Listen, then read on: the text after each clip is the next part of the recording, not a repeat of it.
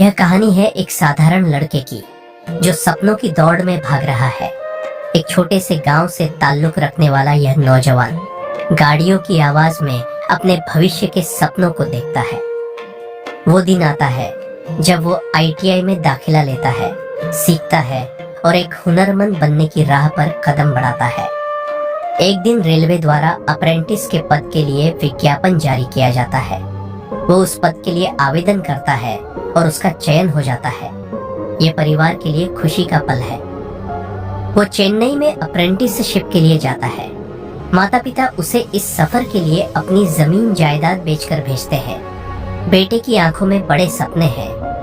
1 साल की मेहनत के बाद वो घर लौटता है। उसे यकीन है कि जल्द ही उसे रेलवे में नौकरी मिल जाएगी और वो अपने परिवार की जिम्मेदारी निभा सकेगा।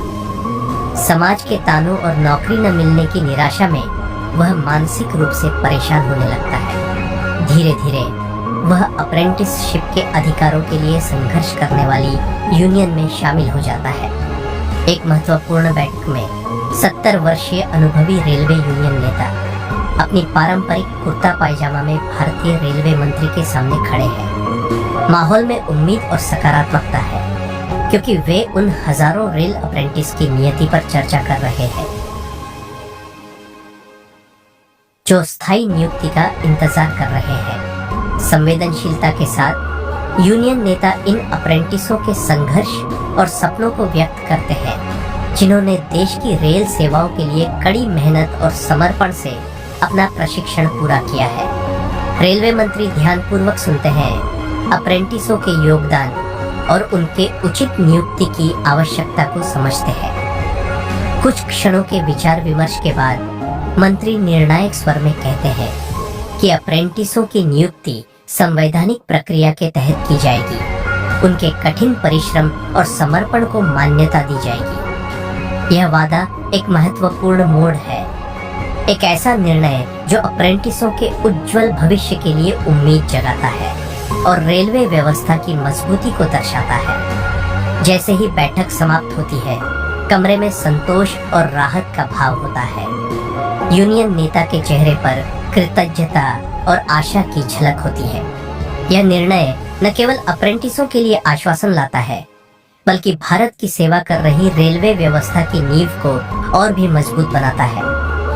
पर कहानी यहाँ खत्म नहीं होती। रेलवे विभाग द्वारा दी गई एक छूट के बाद रेल अप्रेंटिस का एक एग्जाम होता है।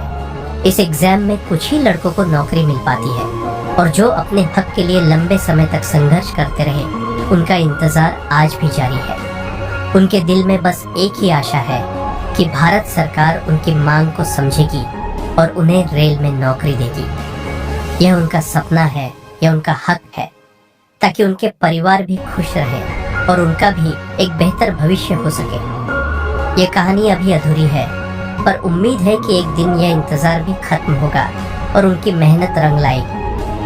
ये कहानी है उन नौजवानों की जो सपनों को लेकर चलते हैं, पर सिस्टम की कमी, बेरोजगारी और जिम्मेदारियों के बोझ तले टूट जाते हैं। ये कहानी एक अपील है कि ऐसे सपनों को टूटने से पहले बचा लिया जाए। अगर इस फिल्म से किसी को ठेस पहुंची हो तो हम माफी चाहते हैं। ये फिल्म बनाने का लक्ष्य अप्रेंटिस के बुरे हाल को दिखाना है। जहां सरकार रिटायर्ड कर्मचारियों को दोबारा नियुक्त कर रही है, वहीं ये बच्चे दर दर की ठोकर खाने को मजबूर है। आशा है कि भारत सरकार इन बच्चों के साथ न्याय जरूर करेगी। जय हिंद।